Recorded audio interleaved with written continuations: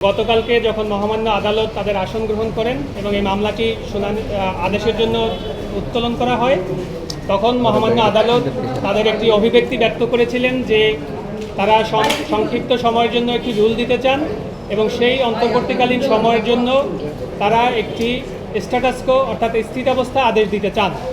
এবং আপনারাও অনেকে গতকালকে আদালতে উপস্থিত ছিলেন, অনেক বিজ্ঞ আইনজীবীও ছিলেন, কিন্তু এরপরে যে একটা পরিস্থিতি তৈরি হয়েছিল সেটা আপনারা নিজেরাও প্রত্যক্ষ করেছেন।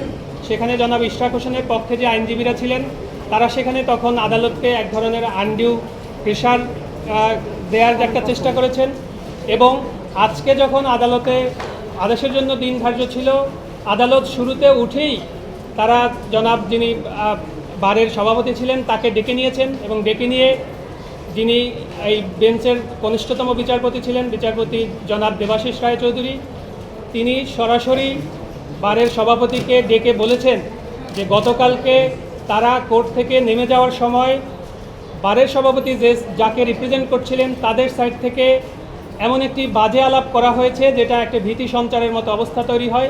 সেখানে স্পষ্ট করে বলা হয়েছে যে এই মামলায় যদি রুল দেয়া হয় তাহলে কোর্টে আর বসতে দেব না। কোর্ট আজকে আদেশ দেওয়ার শুরুতেই এই বিষয়ের অবতারণা করেছেন, যে বিষয়টি আপনারাও লক্ষ্য করেছেন। এরপরে কোর্ট আজকে ডিটেল তাদের লিখিত অর্ডার সেটি পাস করেছেন এবং অর্ডার পাস করে শুধুমাত্র লুকাস স্ট্যান্ডে গ্রাউন্ডে এই আজকের রিটটি খারিজ করেছেন বলে কোর্ট অভিমত ব্যক্ত করেছেন। আমরা ইতিমধ্যে আমাদের ক্লায়েন্টের সাথে কথা বলেছি।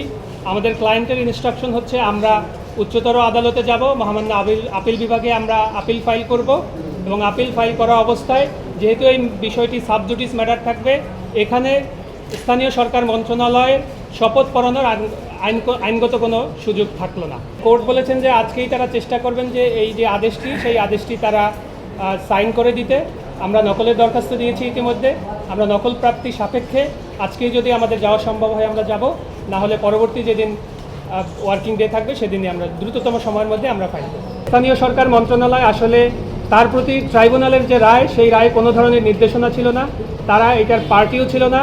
অতএব স্থানীয় সরকার মন্ত্রণালয়ের ইচ্ছা এবং অনিচ্ছার উপর নির্ভরশীল তারা এই সফরটির আয়োজন করবে কিনা, এটিতে আমাদের মক্কেলের কোনো বক্তব্য নেই। কিন্তু আমাদের ক্লায়েন্টের বক্তব্য হচ্ছে যেহেতু বিষয়টি সাবজুডিস, মহামান্য হাইকোর্ট বিভাগ শুধুমাত্র লুকাস স্ট্যান্ডি গ্রাউন্ডে এই রিটটি খারিজ করেছেন মোশন হিয়ারিংয়ে। এই পয়েন্টটি আমরা যদি মহামান্য আপিল বিভাগে স্যাটিসফাই করতে পারি ইনশাল্লাহ আমরা আদেশ পাবো বলে আমরা আশা রাখছি।